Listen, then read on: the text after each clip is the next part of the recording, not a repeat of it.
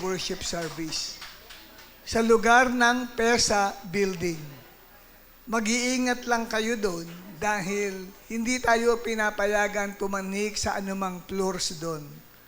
Doon lang tayo sa floor na binigay sa atin, yung third floor. Pero yung third floor na yon, hindi ka basta-basta gagala doon. Kasi under observation po tayo, may mga guard na magre-report doon po sa management ng PESA building. Ano ibig sabihin ng PESA? Okay? Yan po yung abbreviation sa Philippine Electrical Supply Association. Yung building pong yun ay opisina po yun ng mga manufacturers and suppliers ng mga electronic and electrical supplies. Iba-iba po yung may-ari at ang mga may-ari ay mga multi-millionaire, mga Chinese. Kaya po hindi po iyon, ika nga ay parang puntahan natin na pwede pong mamasyal. Under observation tayo at yung gamit natin, una sa May 1 pa lang, dun gagawin ang annual convention. Tapos May 3, Sunday, o-obserbahan tayo kung makapagpapatuloy pa po tayong gumamit. Depende sa behavior natin. Kung may makitang may naglalaro ng elevator, pag ganon-ganon yung elevator, pindot siya ng pindot, pwede tayong ma-disqualify. Kaya po, kung maaari, ay yung mga mas makukulit dyan, eh medyo, mag-behave naman tayo. At as much as possible, kasi po mga opisina yun, wag pong makikita, may CCTV doon, wag pong makikita na isang opisina, pinipit mong buksan yung pinto. Iniisip agad ng mga Chinese na mga may-ari nun, gusto magnakaw. I-report agad yun sa atin, disqualify na tayo. Sabihin, ito mga born-again Christian pala na ito, mga makukulit ito. Dapat makita lalo sa atin ang halimbawa. Amen? Kaya huwag kayong pagala-gala po doon. At wala pong mamamasyal from first floor to fifth floor hanggang deck floor. Huwag niyo pong papasyalan yun, mga opisina po yun. May mga mahalagang kasangkapan at gamit po sila doon. Kasi federasyon po yan ng mga gumagawa at nagmamay-ari ng mga electrical and electronic supplies sa buong Pilipinas. Hindi po iyon isang lugar na malaya tayo kahit saan magliwaliw. Malay nyo, baka pag nakasumpong tayo ng biyaya sa mga may-ari na yun, mag-announce sila, baka pwede kami makakuha ng mga trabahador mula sa inyo. Di open door pa yun. Di ba? Kasi mga manufacturer mga Chinese businessmen, mga multi-millionaire sila. At ang connection nila sa research ko, sa ibang bansa. Sa ibang bansa po sila nakikipag-connect, nag-i-import po sila ng mga gamit mula pa sa ibang bansa. Kaya, mga hindi, yung gagamitin natin building, hindi po isang ordinary building. Federation po siya. Sa Tagalog, federasyon, o kaya ay samahan ng mga gumagawa at nagsusupply ng mga electrical and electronic supplies. Kaya yung mga nagtitinda ng mga electrical supplies, hardware, po pwedeng isa sila sa mga member doon. Dati si Brother Alex Dizon ay may-ari ng electrical supplies to. Ako lang kung na-connect ka dyan sa federation na yan, ng PESA. Philippine Electrical Supplies Association. Ang daming member. Halos lahat ng mga nagmamay-ari ng hardware and electrical supplies sa buong Pilipinas, under po nung PESA. Kaya hindi po simple yun. Sabi sa katabi mo, kapatid, walang pagala-gala doon at hindi tayo magdudumi sa lugar na yon. Okay? Okay ba yon? Kalabitin mo ang katabi mo, sabi mo, huwag kang maglalaro sa elevator. Yung elevator hindi magamit ng kapatiran, paano pa akyat panaog kasi nilalaro-laro ng mga bata lalo sa elevator. Mag-ingat po tayo. At wag kayong basta mag-stay sa elevator, baka bigla mag-brown out, maiwan ka sa loob. Okay? Ayan, sige. At least in-announce ko na po yan para Mamaya, dadagdagan na lang ng mag-a-announce po sa atin. At ngayon ay ipagpapatuloy natin, part 2, ang atin pong paksa patungkol sa eternal judgment. No, yan ang team natin, eternal judgment. Nagbigay ako sa inyo ng introduction ng ating eternal judgment. At mula sa team na eternal judgment, ay may tayong paksang tinatalakay. Ano yon? Prepare to meet your God. Ihanda mo ang sarili mo sa pagharap sa Diyos. Yan po yung topic natin na isinishare. Mga kapatid, maraming mga bagay sa mundo ang pansamantala lamang. Ano po yun? Katulad ng trabaho. Ang trabaho hindi po permanente yan. Pera, dumadaan lang sa kamay natin yan. Problema, at kahit tagumpay ay hindi permanente. Pwedeng tagumpay ka kahapon, ngayon, kamusta ka na? Di ho ba? Nagbabago. Pero may isang bagay na walang hanggan at hindi pansamantala lamang. Ano yon? Yan po yung ating pinapaksa na paghatol ng Diyos o judgment of God. Tinatalakay natin ito, hindi para po takutin ang bawat isa sa atin, kundi para tayo po ay maihanda sa pagdating nito sa atin pong buhay sa hinaharap. Naalala ko ang sabi ng Ecclesiastes 12 verses 13 to 14. Basahin po natin. Sa kabila ng lahat ng ito, isa lamang ang aking masasabi. Matakot ka sa Diyos at sundin mo ang kanyang mga utos sapagkat ito ang buong katungkulan ng tao. Lahat ng gawin natin, hayag man o lihim, mabuti man o masama, ay ipagsusulit natin sa Diyos. Yan po'y sinulat ni Haring Solomon. At nagpahayag siya patungkol sa pagdating ng paghatol ng Diyos sa lahat ng tao. At ginamit sa Tagalog ang salitang ipagsusulit natin sa Diyos. Sa araw na yon, ang lahat ng ginawa natin nang tayo'y nabubuhay pa sa mundong ito. Ito man ay nakikita ng tao o lihim lang natin, o ito man ay mabuti o masama. At ang sabi, ang kahulugan ng ipagsusulit.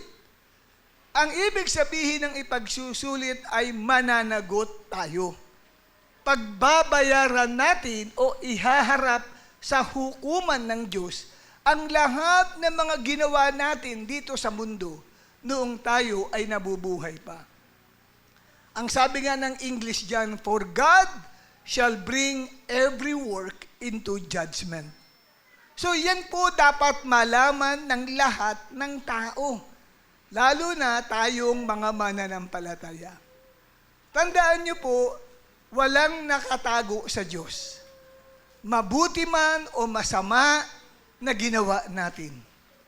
Parang CCTV camera. Sino na po nakakita ng CCTV camera dito? Meron tayong CCTV camera. So, kahit walang nakakakita sa ginagawa mo sa loob na ito, pero naka-record lahat ang ginagawa mo dito sa loob sa pamagitan ng CCTV camera. Ganon din sa Diyos. Lahat ay nakikita ng Diyos. Lahat ng ginagawa natin, tago man yun, ikaw lang nag-iisa, pero nakikita ka ng Diyos. Anong sabi ng Hebreo 4, talatang 13? Walang nilalang na makapagtatago sa Diyos. Ang lahat ay hayag at lantad sa kanyang paningin. Kaya yun pong naka-idea ng CCTV camera, nanggaling ang ideyang yun sa Diyos. Dahil ang Diyos, ganun siya. Para siyang CCTV camera. Walang natatago sa Kanya. Kahit sa loob ng CR, may CCTV camera mula sa langit. Kita ka kung dumudumi ka at kung anong ginagawa mo sa comfort room. Sa kwarto mo o sa anumang lugar ka na naroroon, ay nakarecord yan ng CCTV camera sa langit. Ano at ang sabi? At sa Kanya tayo magsusulit ng ating mga sarili. So, ano yung sabihin uli ng pagsusulit?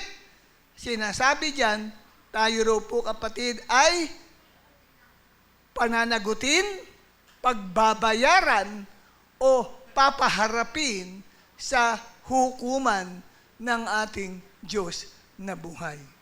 So, nakikita ng Diyos ang lahat ng lugar. Hindi tayo makapagtatago sa Kanya. Kahit saang lugar ka magtago o magpunta, ay kita ka ng Diyos. Ano man ang iyong ginagawa, mabuti man o masama ang ginagawa mo. Saan mababasa sa Bible yan? Kawikaan 15, talatang 3. Mula sa Ang Salita ng Diyos version, ASND. Nakikita ng Panginoon ang lahat ng lugar. Amen? Minamasdan niya, ito sabi, minamasdan. Sabi minamasdan, pinapanood niya para siya may CCTV camera. Pinapanood niya ang ginagawa ng masasama at ng mga nasaan kayo doon? Kayo ba'y nasa masasama o nasa matuwid? O minamasdan ka rin niya, hindi lang masama. So lahat ng tao ay minamasdan niya. Pag sinabing minamasdan, pinapanood ka pala niya. Kung ano ka, paano ka nabuhay, pumasok ka sa opisina, pinapanood ka ng Panginoong Diyos. Pumasok ka sa school, pinapanood ka ng Panginoong Diyos. Nasa loob ka ng church, nakikinig ka, pinapanood ka lalo ng Panginoon. Kaya wala pong nalilingid sa Diyos. At hindi lamang po ang nakikita niya, ay ang panlabas nating buhay. Nakikita din po ng Diyos pati ang laman ng ating puso at laman ng ating isipan. Hindi lamang po physical ang pinapanood ng Diyos. Alam niya ang nasa sa isip mo. Hindi lang gawa, pati intensyon ng puso mo at iniisip ng isipan mo at ng puso mo ay nababasa ng Diyos. Saan mababasa yun? Unang Samuel 16, talatang 7. Sinabi ng Panginoon kay Propeta Samuel, huwag mong tingnan ang tangkad at ang kakisigan o kapugian niya dahil hindi siya ang pinili ko. Wika ng Diyos. Hindi ako tumitingin na gaya ng pagtingin ng tao. Ang tao'y tumitingin o nahahalina sa panlabas na kaanyuan. Uy, pogi, uy, maganda, uy, sexy. Ngunit ang tinitignan ko, sabi ng Diyos, ay ang puso. Kaya pag tumingin pala ang Diyos sa'yo, hindi po kapatid na hanggang labas lang, tagus-tagusan ang tingin ng Diyos. At ang tinitignan niya, yung loob ng iyong puso. At dito, nakita ho natin sa 1:25, ipinapakilala dito na si Jesus, talagang hindi siya ordinary man lang. Hindi siya tao lang, siya rin ay Diyos. Dahil ang tao, hindi naman niya nalalaman kung ano nasa isip ng kanyang kapwa. Amen? Alam mo ba ang nasa isip ng katabi mo? Hindi mo alam na inis na siya sa'yo. Maaaring hindi mo alam yun. Pero ang Diyos, alam niya. John 2:25. Si Jesus Christ ang tinutukoy dyan. Ang sabi, hindi na kailangang may magsabi pa kay Jesus tungkol sa kanino man. Sapagkat nalalaman ni Jesus ang nasa isipan ng konting tao, ng ilang tao, o ng lahat ng tao. Nalalaman niya ang isipan ng lahat ng tao. So therefore, wala talagang maitatago sa Diyos. Kaya pag tayo ay humarap sa Panginoong Diyos, hindi tayo pwede mga tuwiran sa Kanya. Dahil recorded ang lahat. ng iyan. Ngayon, pinag-uusapan natin ang patungkol sa eternal judgments. Anong Tagalog ng eternal judgments? Walang hanggang paghuhukom ng Diyos. Marami pong mga uri ng paghuhukom ng Diyos. Uunahin ko na pong ating pag-usapan sa paghuhukom na ito ay ang paghuhukom na nakaalaan lang para sa lahat ng mga mananampalataya ni Kristo. Sino mga mananampalataya ni Kristo? Taas ang kamay, taas ang kamay. O, tingnan mo yung katabi mo kung nakataas ang kamay o hindi. Pag hindi nakataas ang kamay, ibig sabihin yan ay naligaw. Napunta lang dito na hindi inaasahan. So, halos majority sa inyo ay believers ni Jesus Christ.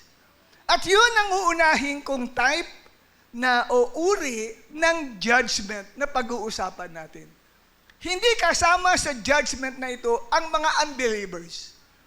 Hindi sila kasama rito. Tayo-tayo lang mga mananampalataya ni Christ.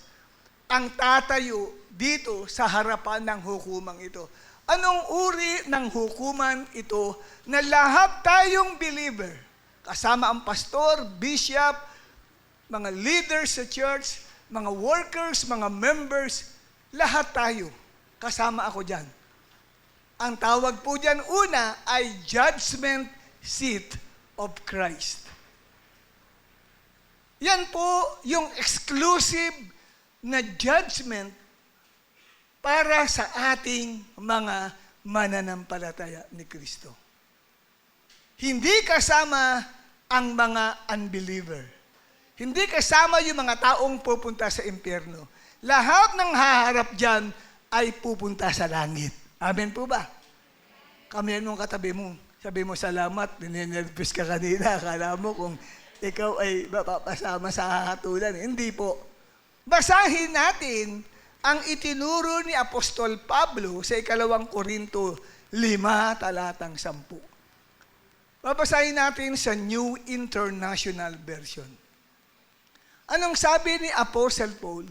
So, we make it our goal to please the Lord. Yung him si Lord yun. Whether we are at home in the body or away from it. Verse 10, for we must all appear before the judgment seat of Christ, so that each of us may receive what is due us for the things done while in the body, whether good or bad. English yan. Naintindihan mo ba? Kung hindi mo naintindihan, tanungin mo, kalibitin mo katabi mo, pakitagalog nga ka mo sa akin yan. Okay? Ano ang uri na ito ng judgment? Makinig ka, paliliwanag ko. Wala dyan sa PowerPoint itong sasabihin ko. Ang uri na ito ng judgment, ulitin ko, ay hindi para sa lahat ng tao sa mundo. Patay o buhay man sila.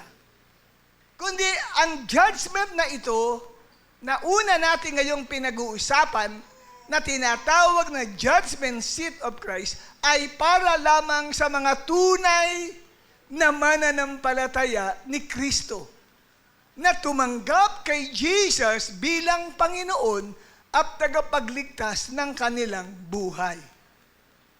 Ibig sabihin, yung Judgment Seat of Christ ay para sa mga ligtas na. Kaya hindi nangahulugan save ka na, okay na. Hindi. Merong kang paghatol pa na pagdadaanan. At ang paghatol na yan ay igagawad sa bawat mananampalataya. Ngayon, meron pa rin palang judgment sa atin. Ibang uri naman ng judgment yan sa aking pagpapaliwanag. Kaya wag ka muna makipagkwentuhan sa katabi mo. Wag muna kayo magkalabitan sa isa't isa.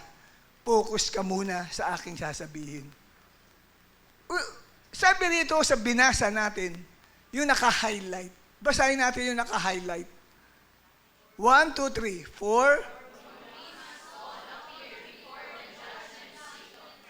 4. Yes. Para malinaw sa inyo, bakit sinasabi ko, hindi ito para sa lahat ng tao itong judgment seat of Christ. Ito ay para sa atin lang. Kasi sabi ni Paul, ginamit niya ang first person plural. Ano ba ang first person singular? I. Di ba? Ano ang second person singular? You. Ano ang third person singular? He or she or it. Ano ngayon ang first person plural? We. Pag sinabing we, kasama yung tao nagsasalita. Tayo sa Tagalog. Amen? Kasama siya. Kasama si Apostol Pablo na nakarating siya sa ikatlong langit. Siya ay ligtas. Siya ay pupunta sa langit. Pero sabi niya, for we must all appear before the judgment seat of Christ. So therefore, yung haharap sa judgment seat of Christ ay mga taong ligtas, mga taong may buhay na walang hanggan. So, maliwanag po, kapatid, na walang exemption dito. Ito po, kapatid, ay isang divine appointment sa ating lahat na tayong lahat, pastor o bishop man, ministry heads or members of council ng church natin, worker man siya, o attendee man siya, o active, inactive, regular attendee man siya, ay haharap sa hukuman ni Kristo. So, yun yung we na sinabi ni Pablo. Kasama siya. Siya ay isang apostol. Leader siya ng early church. Kaya sabi niya, tayo ay haharap. So, hindi niya sinabing kayo lang ang haharap. Sinama niya ang sarili niya. Kaya talabitin mo ang katabi mo, sabihin mo, kapatid, sama-sama tayong haharap. Saan? Sa hukuman ni Kristo. At ang sabi rito, sumunod, for we must, yung salitang must, M-U-S-T. Anong ibig sabihin yan? Pag sinabing, the meeting is a must. Kailangan, lahat ay dumalo sa meeting. Hindi siya optional. Hindi siya pwedeng iwasan at tiyak na mangyayari ang meeting. Ganito rin ang sinabi ni Pablo. For we must. So, ibig sabihin, lahat tayo, kapatid, tiyak na haharap sa hukuman ni Kristo. We must all, ang kasunod ay all. We must all appear. So, ano ibig sabihin ng all? All means, hindi ko naman pinapatagalog sa inyo yung all eh. Sabi di ba, all means lahat. Hindi ko naman sinabi anong Tagalog ng all eh. All means no exemption. That's all. No exemption. Walang exempted. Mapa-bishop, mapa-pastor, mapa-such council members, mapa-ministry heads, mapa-cell leaders, workers, and members, lahat ay haharap sa hukuman ni Kristo. At yung sinabing, for we must all appear, ibig sabihin, walang special treatment na binibigay. Halimbawa, kami mga bishop, special treatment kami. Hindi. Kami ay magiging ordinary lang din o pangkaraniwang tao na kasama ng lahat ng mananampalataya na haharap sa hukuman ni Kristo. Wala na pong pastor-pastor doon at bishop-bishop doon. Wala na pong worker-worker lang doon. Lahat po tayo ay mga mananampalatayang haharap sa hukuman ni Kristo at walang makalulusot na sinuman. Lahat ng mananampalataya ay haharap sa hukuman ni Kristo at walang maiiwan. Sabi sa katabi mo, kapatid, hindi ka pwedeng umabsent doon. Magpapaalam ka, sandali po, paalam po muna ako, nagpupupu lang ako. Hindi pwede. Dahil required yun. Kung tatakas ka, hahabulin ka ng anghel ng Diyos, hindi, kailangan humarap ka. Okay? Ngayon, yung salitang appear, yan. Hindi po ibig sabihin yan, taas mong kamay mo, mag-appearan kayo. Appear, hindi po yun ang ibig sabihin na mag-a-appearan tayo doon. Pagtayo natin, appear. Iba po yung salitang appear. Sa original Greek niya ay panero. Pag tinagalog mo yung appear ay tatayo, di ba? Pero hindi yun ang kahulugan talaga niya eh. Kasi galing sa Greek word na panero, hindi ibig sabihin ay tatayo ka lang sa hukuman. Kundi ang ibig sabihin po pala ng tayo ay mag-a-appear, ilalantad tayo. I-expose o ibubulgar kung ano talaga ang totoo sa buhay Kristiyano ng bawat isa sa atin. Pagdating sa harapan ng hukuman ni Kristo, ilalabas ang lahat ng totoo mong pagkatao. Iyahayag ang tunay mong buhay sa madla sa araw na yun. Amen? Yan pong ibig sabihin ng to appear. We must all appear. Lahat po tayo ay malalantad. Ilalantad ng Diyos sa judgment seat of Christ ang lahat ng tunay na dahilan ng mga ikinatuwiran mo kung bakit hindi ka nakakapunta sa gawain. Ibubulgar lahat ang tunay na dahilan. Nagpaalam ka sa leader mo na hindi ka makakapunta sa cell grouping ninyo dahil nag-text ka. Lahat ng iyon ay ibubulgar kung totoo o hindi. Amen? Pinalo up mo yung isang tao at nangako ka, sige leader, sa Sunday, nandyan ako sa church. Hindi ka naman sumunod. Nang tinext ka, anong dahilan? Kasi masakit yung aking paa. Ibubulgar, lalantad lahat ang mga ginawa mong kadahilanan kung ito ay totoo o hindi.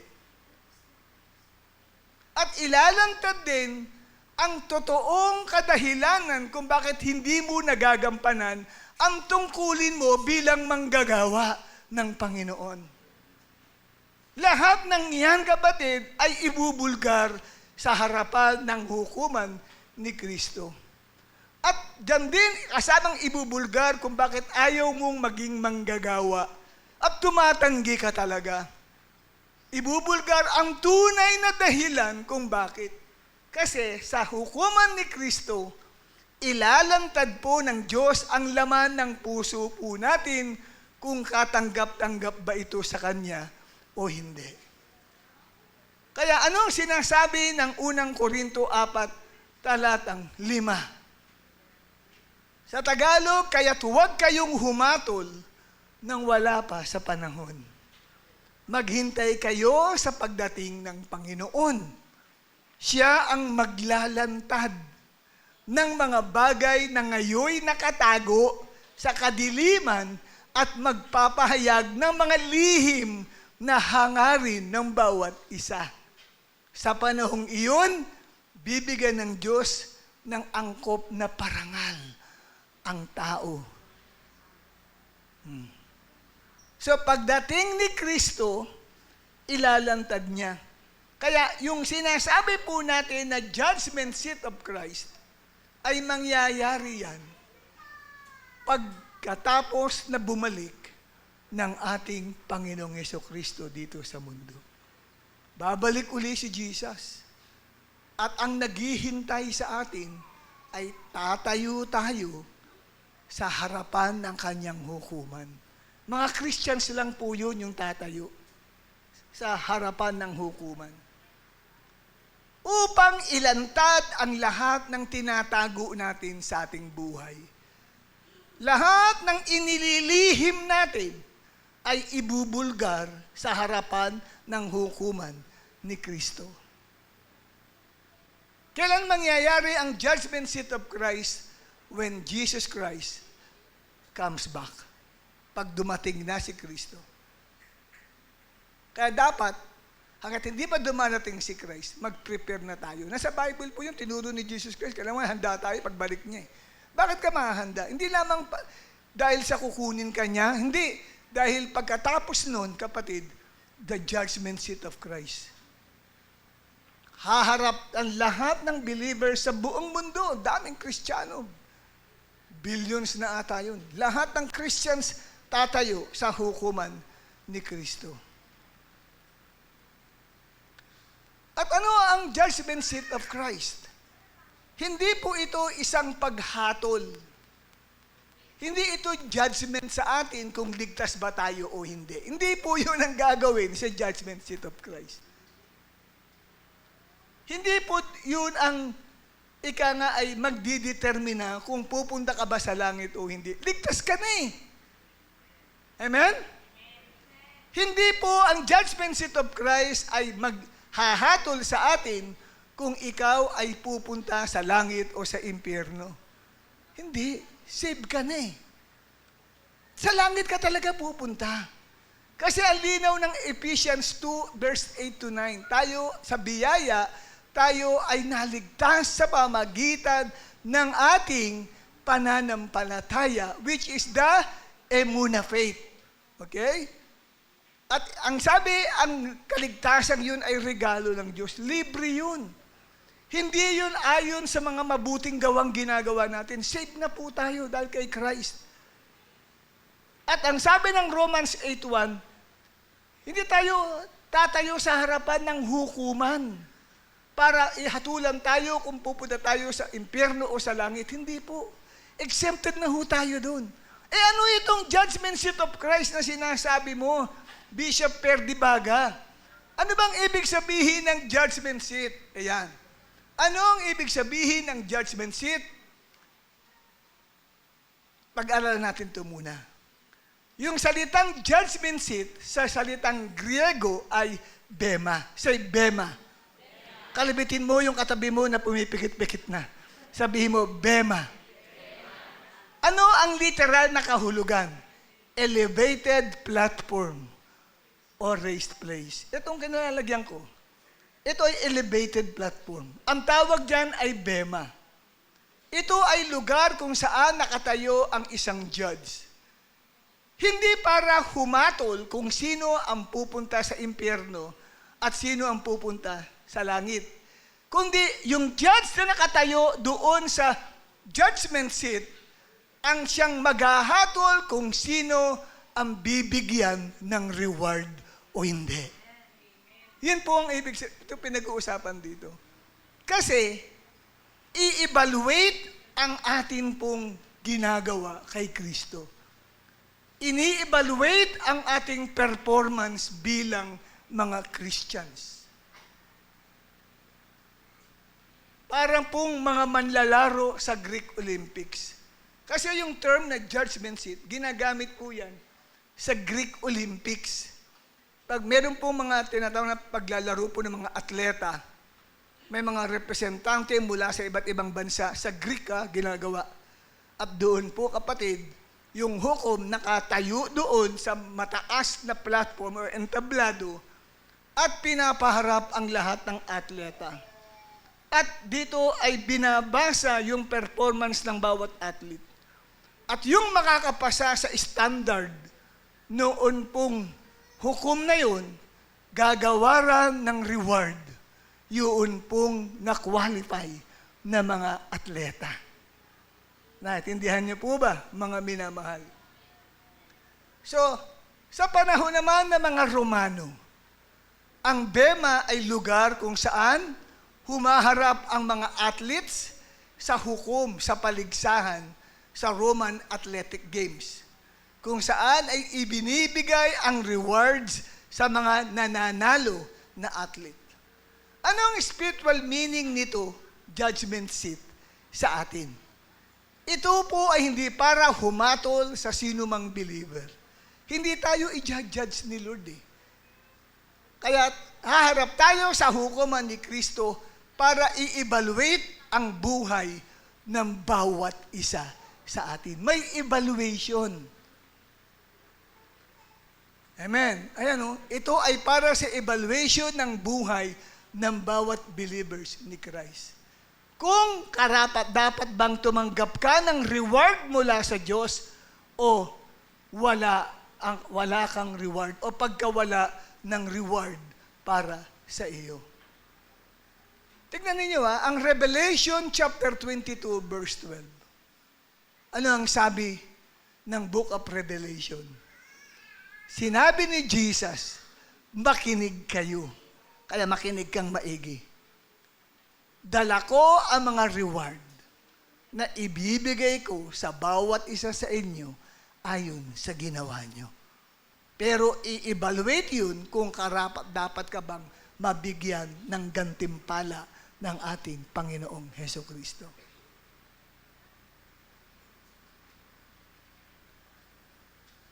Kaya may reward ang isang believer kung tama ang gawa niya. Pero may loss kung walang kabuluhan ang ginagawa niya sa kanyang Christian life. Tandaan niyo po, ang Bema Judgment of Christ ay hindi hukuman ng parusa. Hindi ito hukuman ng parusa, kundi hukuman ng gantimpala o hukuman ng pagkawala ng gantimpala sa isang mananampalataya. Kaya nililinaw ko itong maigi sa inyo. Ang pinag-aaralan nating isang uri ng judgment ay judgment seat of Christ kung saan ay hindi ka hahatulan kung pupunta ka ba sa langit o hindi. Kundi ito po ay isang judgment seat kung saan ay susuriin kung paano ka nabuhay sa mundong ito bilang born-again Christian. Susuriin ang buhay mo kung karapat-dapat ka bang parangalan ng Diyos o hindi. Yung pagsusuring gagawin ay sa harapan ng lahat ng bilyong-bilyong Christians sa hukuman ni Christ.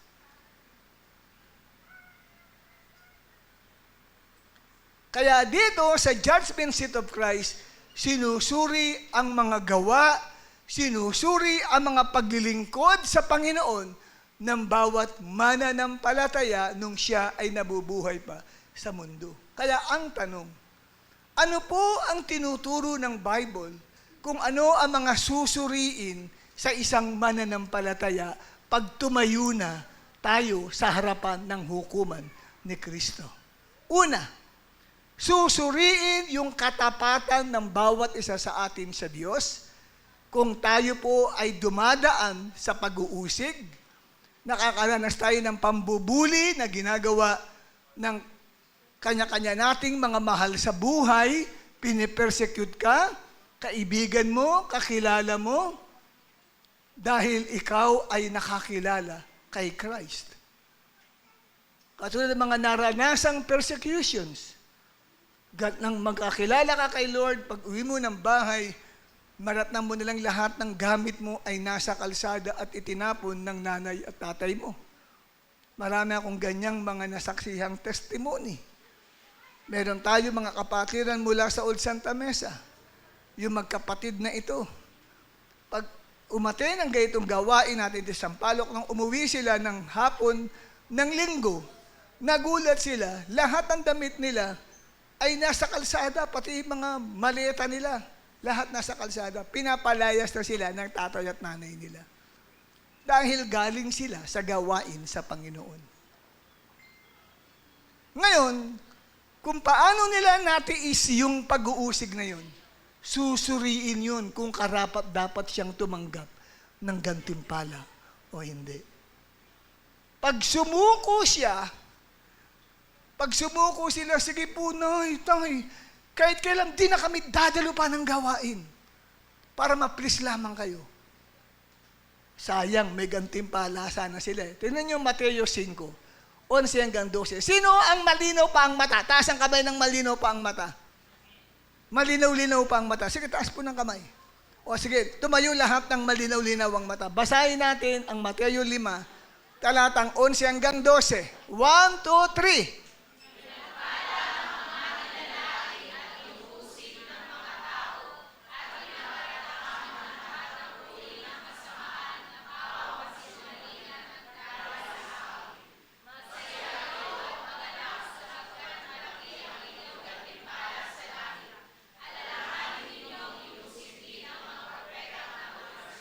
Amen. Salamat po sa pagbasa. Makakaupo na po kayong lahat. So, mapalad daw ang taong inuusig, pinipersecute, ginagawa ng masama dahil kay Kristo. Dahil nakakilala ka kay Jesus Christ. Bakit ka mapalad? Dahil malaki ang gantimpala na nakalaan para sa iyo. Kailan igagawad yun? Sa judgment seat of Christ. Depende lang kung nakakayanan mo yung pag-uusig na yun. Kung bumigay ka sa pag-uusig, wala na. Kaya pagdating sa judgment seat of Christ, babasahin yun. At pag nangatwiran ka, ipapakita yung CCTV camera na ikaw pala ay nagsabi sa mama at papa mo, hindi na po ako dadalo kahit kailan. Ma-please ko lang kayo. So, yung dapat i-reward ni Lord ng malaking gantimpala, hindi na. Nawala sa'yo yun. Sayang. Nagpapalakpakan pa man din na ang mga tao, mga kasamahan natin sa church. Uy, sa yun. Ay, wala palang matatanggap. Kasi ipinakita, hindi niya nakayanan yung pag-uusig na dumating sa kanyang buhay. At ang ikalawa, ano ang mga susuriin sa isang mananampalataya? Susuriin po sa judgment seat of Christ yung pagsunod natin sa utos ng Diyos. Anong sabi ng Mateo 5, talatang 11? Ngunit ang sumusunod sa kautusan at nagtuturo sa mga tao na tuparin yun ay magiging dakila sa kaharian ng langit. Will become great. Uy, bibigyan ka pala ng reward. Ano yung reward? The reward of greatness. Wow. Pagating pala doon, di ba? Parang graduation, di ba? Nagbibigay ng reward, award, ang Panginoong Diyos sa lahat ng mananampalataya. Ngunit ang bibigyan ng reward of greatness yung sumusunod sa salita ng Diyos. At ang tanong, gaano kahalaga sa iyo ang salita ng Diyos? That's the question. Old or New Testament Bible man yan, ay parehong salita ng Diyos. Susuriin ang ating buhay kung sumusunod tayo sa mga salita niya. Kaya isa-isa po yan. Ang tagal ng judge, siguro ilang aabuti na yun, no? Pero mabilis-bilis lang sa Diyos yan kasi alam mo naman ang Panginoong Diyos, walang imposible sa Kanya. Bawat isa, hindi po general yan, isa-isahin yan tayo. Siguro babanggitin ng mga pangalan ng mga nagbabasa lang ng Bible, umaatin lang sa church, nakikinig lang pero hindi naman sinusunod, hindi ina-apply yung napapakinggang salita ng Diyos. Sino-sino ang mga ito? Babanggitin. Nabanggit ang pangalan mo, magkataas ka ng kamay. Tika po, mali po. Nagkamali si God. Anong kamali si God, ha? Wow, grabe, ha? Sumusunod po ako. Pag may complaint ka, ipapakita lahat. CCTV, na-recorded ng Diyos. Lahat yun. Kaya, mapapanganga ka na lang, ay, huli pa rin ako. Walang lusot. Hindi ka pala sumusunod. Hindi po, nung nangangaral po si Bishop, tumatalon pa ako, sinasalo ko pa. O hanggang salo ka lang, sa kalagay din sa record. Hanggang salo lang. Hanggang amen lang siya. Paglabas na ng simbahan, nakalimutan na lahat ang itinuro. Wala nang application pa sa buhay. So, walang reward na matatanggap yung tao. At tatawagin naman ang mga pangalan na aakyat sa entablado, at siguro mga angels ang mga tumatawag. Mga pangalan. Uy, natawag ang pangalan mo. Yes! Wow, re-rewardan ka. At ano yung reward na yun? Magiging dakila ka eh. The reward of greatness. Sino kayang kakamay sa'yo? Siyempre, sina Abraham, sina Moses, sila David, at yung mga disciples ni Lord na nabuhay. Kasama na si Perpetua, nakakamay sa'yo. Wow.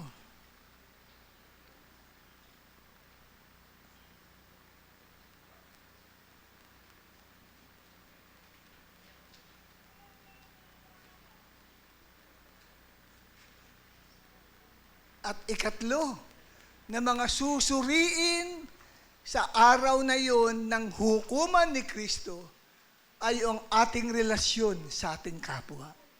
Kamusta na ang relasyon mo sa kapwa mo? Relasyon mo, una, sa mga kapatid mo sa Panginoon. Baka hanggang ngayon, puro sama ka ng loob dyan. Puro lagi kayo nag-aaway, puro laging tisuran, hinanakitan. Ay, lugi ka. Oo, nasa langit ka. Kaya lang, wala kang reward eh. Ano ang sabi kapatid sa Mateo 5, talatang 46? Basahin po natin na mga malilinaw pa ang tenga. Amen? Sino mga malinaw ang tenga? Taas ang kamay. Ayun. Sige, basahin natin. 1, 2, 3. Kung ang mahal nyo lang ang mga nagmamahal sa inyo, anong aasahan nyong reward?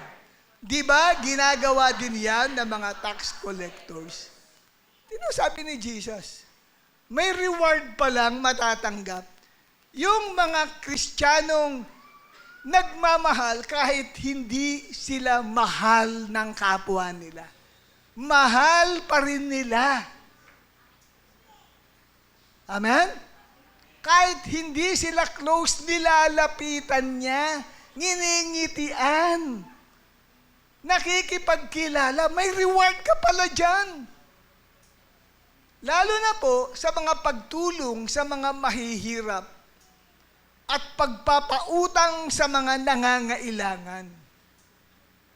Kasi relasyon yan sa kapwa.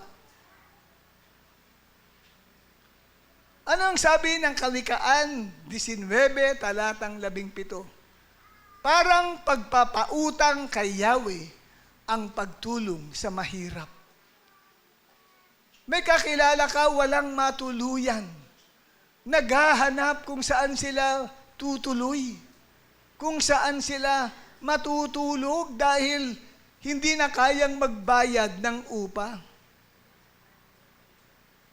At inoffer mo ang iyong isang tahanan, dito na po kayo muna tumira. May reward yun sa Diyos. Amen? Kasi pagpapautang yun sa Panginoon.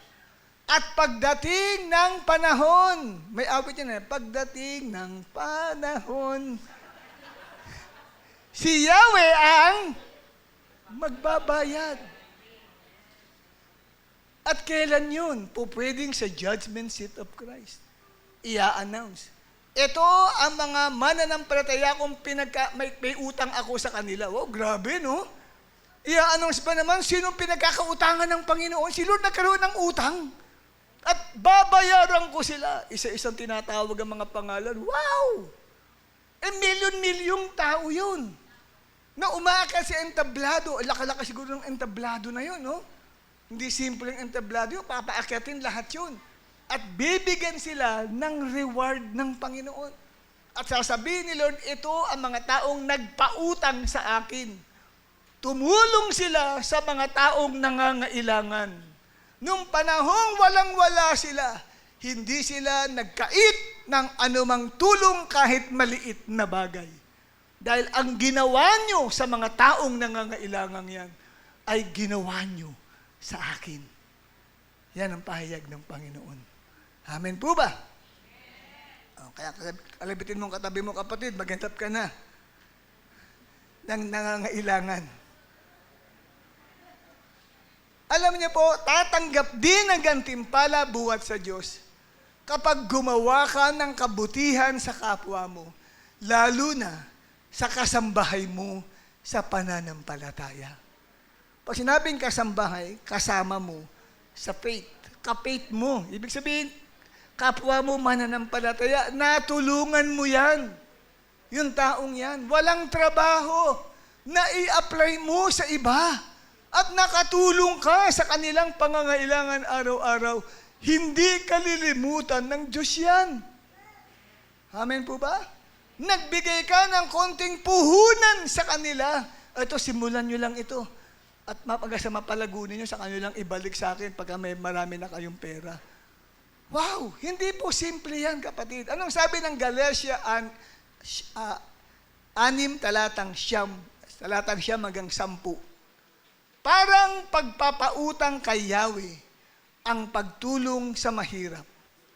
At pagdating ng panahon, si Yahweh ang magbabayad. Nagkamali ata ako pero Galatia 6:9 hanggang 10.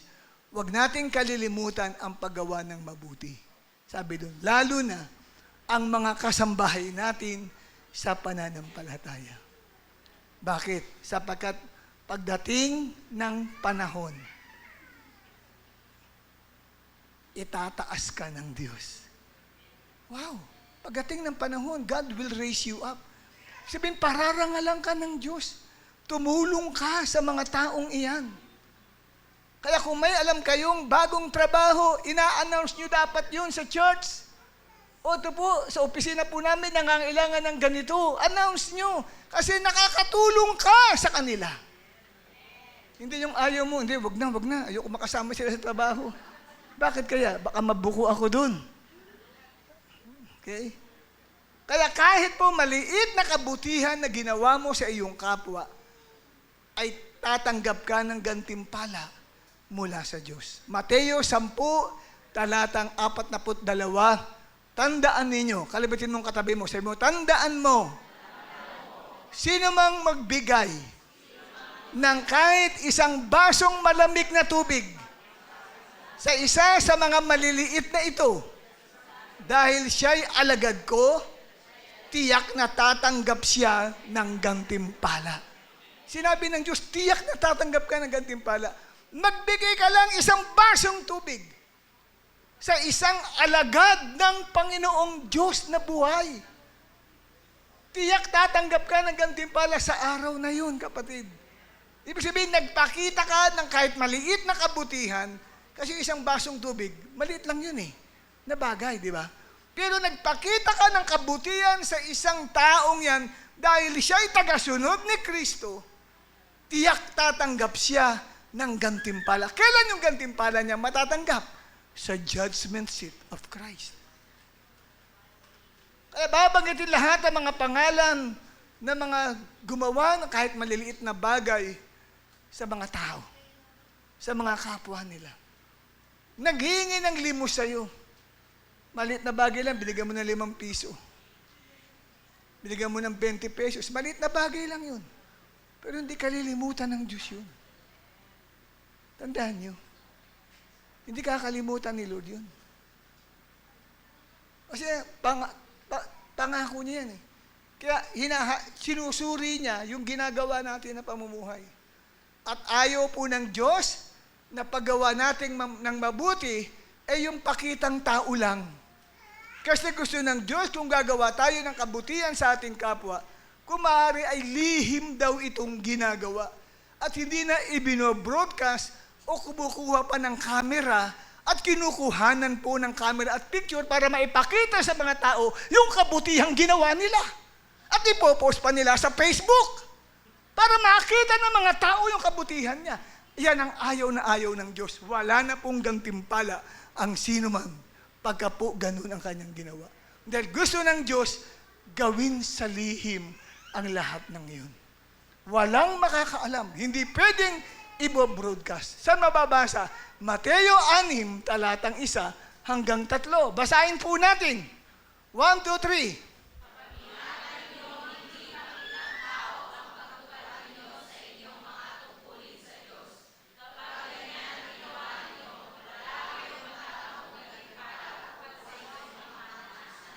Yes! O, tingnan, maliwanag kapatid. Di ba? Huwag pakitang tao. Huwag nyo kapatid ipapaalam sa sino man na gumawa ka ng mabuti sa tao. Huwag mong basta ipapatotoo yun na tumulong ka sa isang taong pulubi. Huwag mong isishare yun. Ilihim mo na lang yun. Malalaman din nila yung pagdating ng judgment seat of Christ. Ganun ka pala. Masasyak sila. Akala namin yung taong iyan ganid sa pera. Akala namin yung taong yung kuripot. Akala namin yung taong yung lahing Ilocano. Di ba? Akala namin ganito, ganyan. Yung pala, ang dami pala niyang ginagawang mabubuting bagay sa tao. At ngayon, nire-reward siya ni Lord sa judgment seat of Christ. Pinaakyat pa sa entablado. Wow. Yung mga taong mapepera, walang umaakyat, hindi tinatawag sa entablado. Bakit? Walang may gustong tumulong. At gusto tutulong man, kailangan ipopost yan. Hindi pwedeng hindi maipost sa Facebook yan. At kailangan yan ay ipapakita sa lahat ng social media, lalo na mga politiko. Di ba? Para maiboto sila sa darating na eleksyon sa 2028. Tandaan niyo po, walang nasasayang na kabutihan na ginagawa po natin. Lahat ay may kapalit ang Diyos sa lahat ng ginagawa nating mabuti sa ating kapwa. Saan mababasa?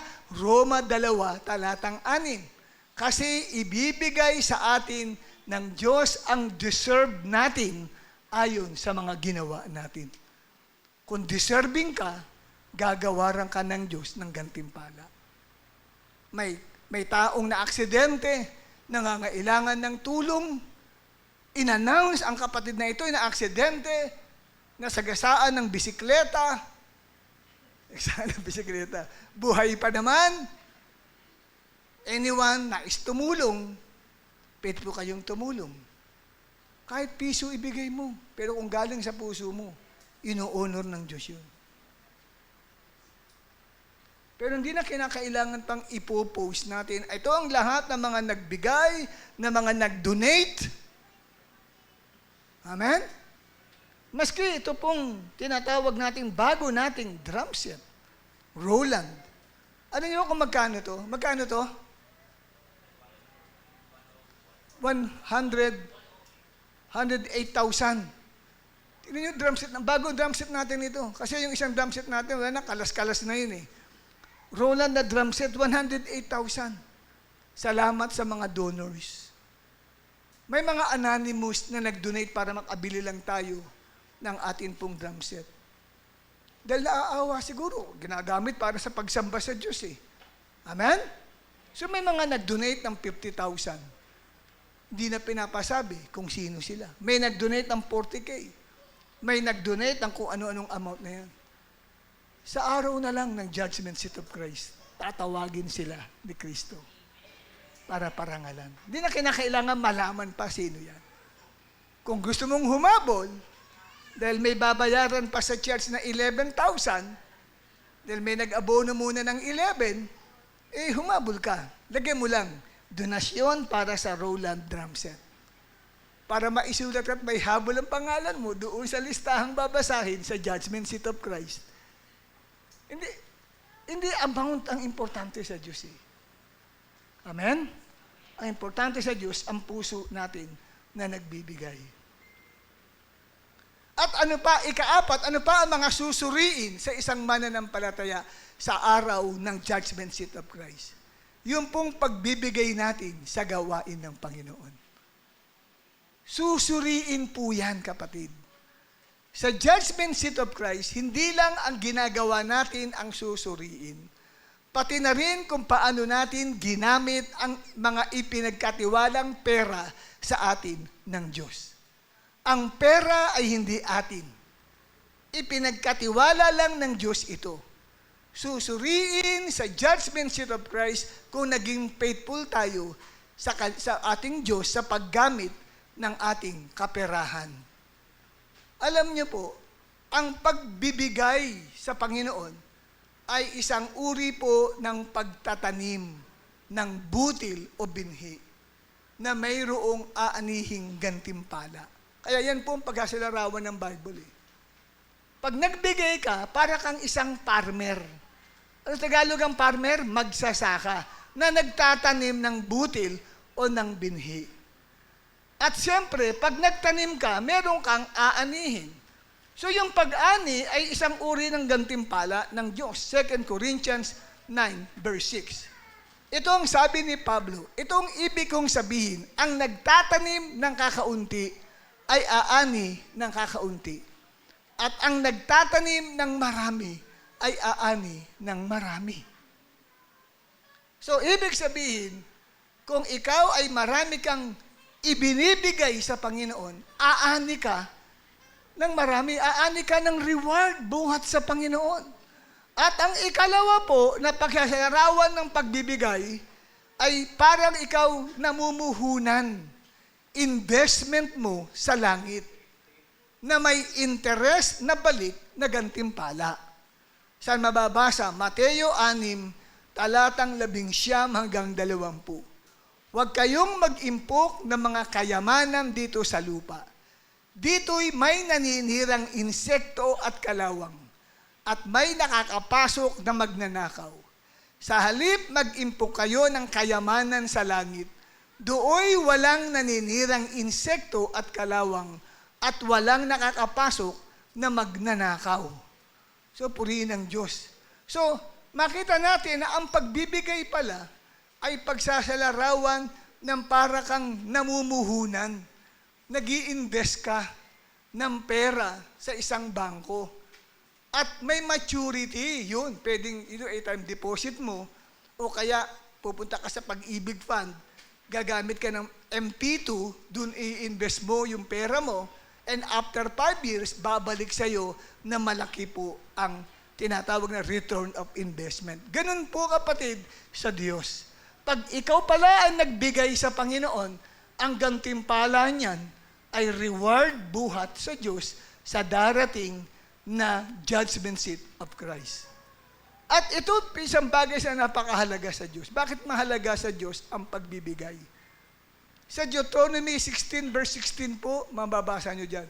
Hindi ka pwedeng humarap sa Diyos, yung panahong yun na wala kang ihahandog sa Panginoon. Deuteronomy 16 verse 16, lahat ng mga taong haharap sa akin ay dapat ay may ihahandog. Ni-require ni Lord yun. Especially during time ng Feast of Passover, the Feast of First Fruit, the Feast of Pentecost, and the Feast of Tabernacle. Pati kasama na po yung Feast of Trumpets. Lahat ng feast, haharap ka sa Diyos, kailangan meron kang ihahandog. Bakit? Kasi po, ang pagbibigay pala sa gawain ng Diyos ay isang uri ng pagsamba. Sa aklat ng Philippians chapter 4 verse 18, mababasa nyo ang ganito. Natanggap ko na ang lahat na binigay ninyo, sabi ni Pablo. Sobra pa nga ang mga ito. Andito na lahat ng kailangan ko, na ibigay na sa akin ni Epaphroditus lahat ng pinadala ninyo. Para itong mabangong offering sa Diyos, isang sacrifice na acceptable at nagpapasaya sa Kanya. So nagkaroon po ng tinatawag na pagbibigay, paghahandog po ng pananalapi sa ministry na hinahawakan ni Apostle Paul. So meron siyang apostolic ministry. So yung pagbibigay pala nila na yon ay sinabi ni Pablo, isang mabangong offering sa Diyos. Isang sacrificial na acceptable at nagpapasaya sa Diyos. So yung palang pagbibigay natin ng ating pera sa gawain ay hindi lang po isang financial act, kundi isang spiritual act. Bakit? Dahil kapag nagbibigay po tayo, hindi lang po pala pera ang inaabot o inilalagay po natin sa box offering, kundi ang puso po pala natin ang ating inaalay sa Diyos. Whenever you give your money to the work of the Lord like this, hindi po pera lang ang binibigay mo. Puso mo po ang inilalagay mo dyan sa box. Naintindihan niyo po ba ako?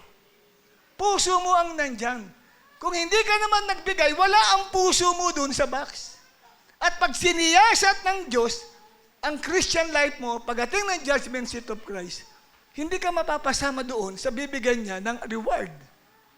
So sa bawat pagbibigay na ginagawa na tama ang puso, ay katumbas po yan ng walang hanggang pamumuhunan sa langit.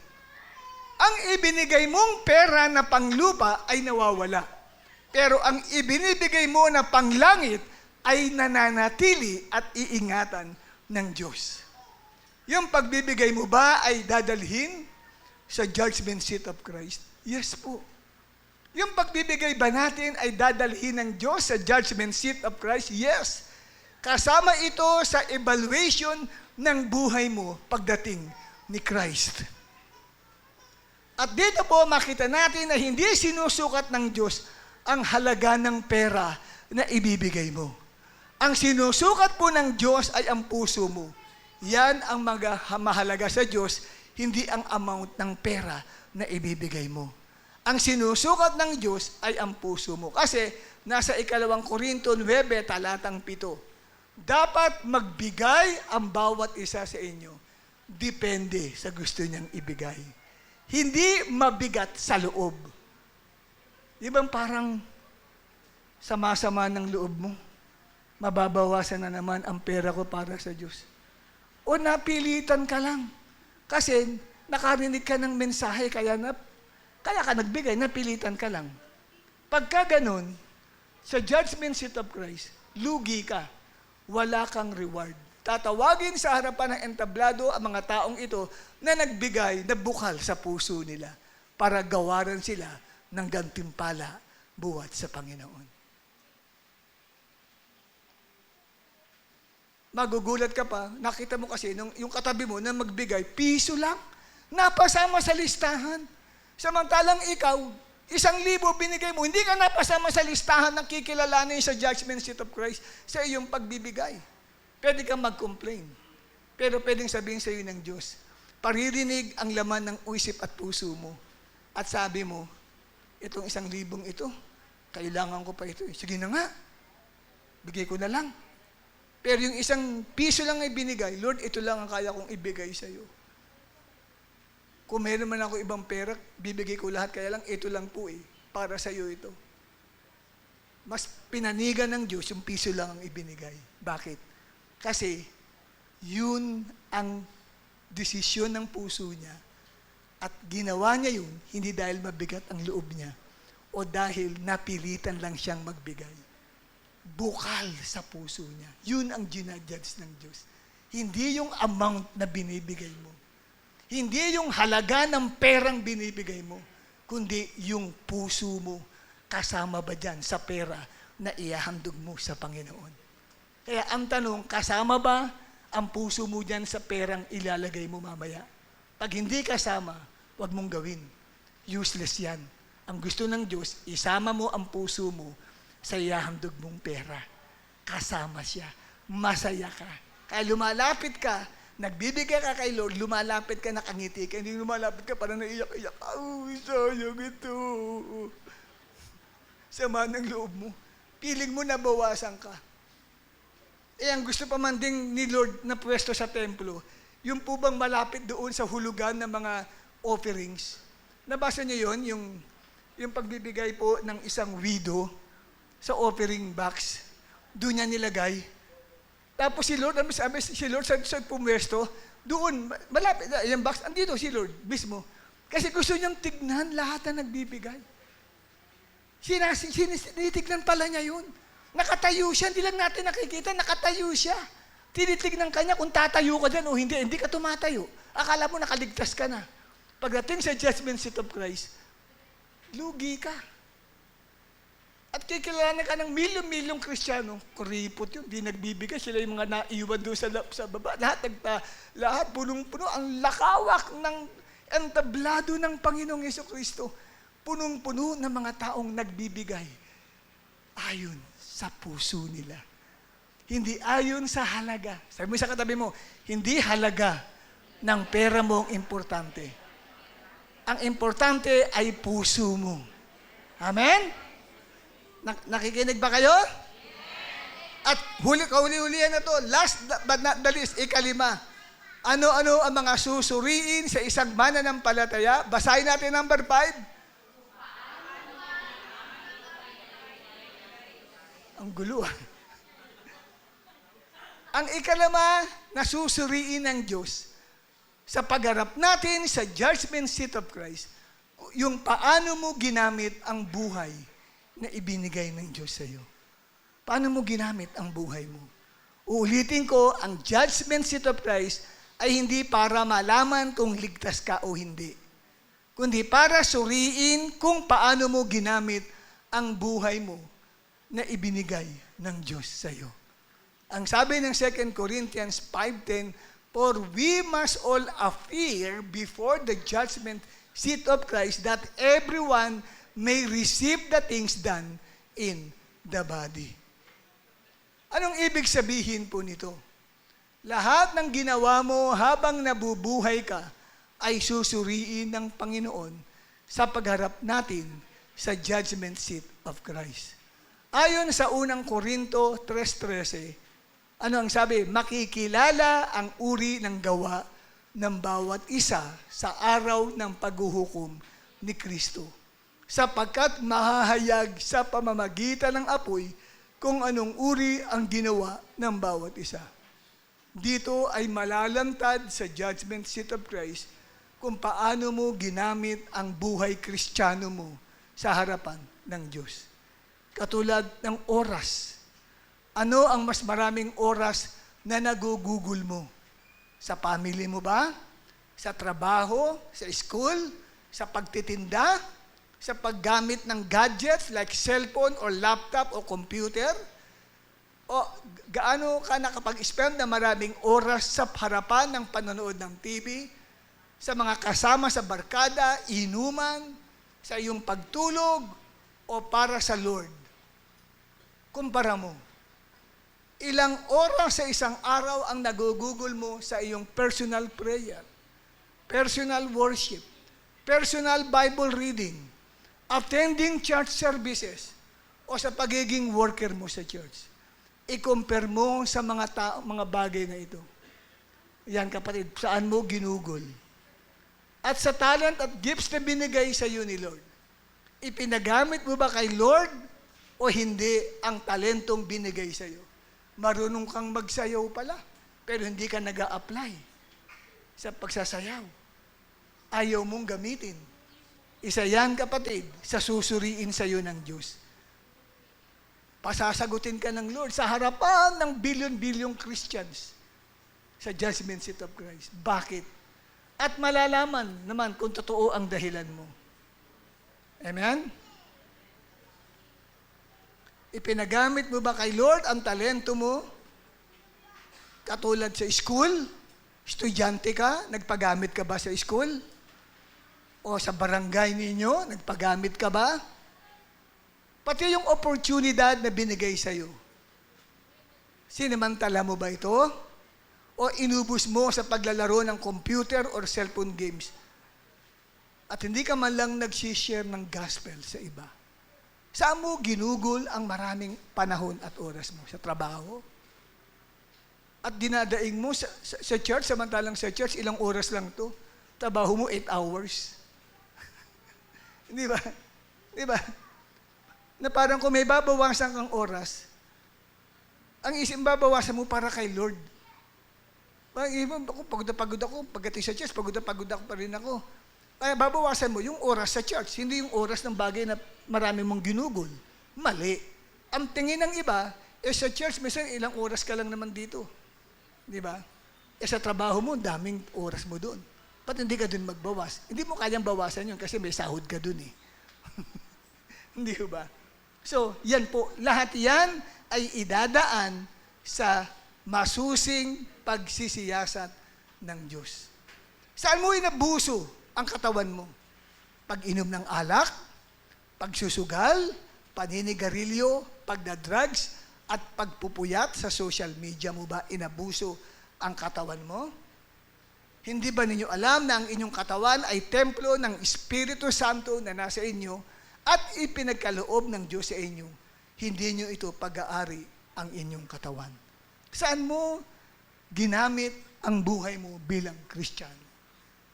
Sa pagtitinda? Maghapon ka sa pagtitinda, hindi mo maiwan yung tinda mo pag linggo? Dadalhin yan sa judgment seat of Christ.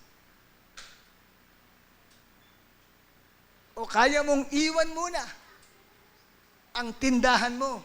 Sarado muna sa umaga. Unahin ko muna ang Lord sa church. Pagtapos sa church, saka ako magbubukas. Wow, pwedeng may gantimpala ka sa Panginoon. Pararangalan ka sa araw na yun. Hindi lamang sa harapan ng Diyos, sa harapan ng bilyon-bilyong Kristiyano, sa harapan ng hukuman ni Kristo. At hindi lamang paparangalan ka, nandoon ka kasama ng grupo, iakyat ka sa entablado, kitang-kita ka ng madla. Sasaluduhan ka ng maraming Kristiyano na nabuhay noong matagal ng panahon, kasama natin sila. Amen po ba? Nandyan ba kayo? Kamayan mo ang katabi mo, sabi mo, kapatid, salamat at nakinig ka. Ngayon, handa ka bang ma-meet si Lord ng face-to-face sa kanyang pagbabalik? Handa ka bang tumayo sa harapan niya sa pagdating ng judgment seat of Christ? So next meeting, pagpapatuloy natin ang ating discussion at ang pag-uusapan naman natin ay mga corona at mga uri ng reward na igagawad niya. Ano itong mga crowns at mga rewards na ito na ibibigay niya sa bawat mananampalataya na kung saan ay pumasa sa standard ng Diyos para kilalanin sila sa araw na yon. So tayong lahat ay yumuko, ipikit natin ang ating mga mata at atin pong siyasatin ang atin pong mga puso sa harapan ni Lord. Balik-balikan mo yung narinig mong aral ng Diyos. Ang judgment seat of Christ ay hindi para humatol kung langit o impyerno ang pupuntahan ng isang mananampalataya. Ligtas na po yan. Ang judgment seat of Christ ay para maggawad ng natatanging gantimpala sa mga karapat-dapat na mananampalataya sa araw na yon.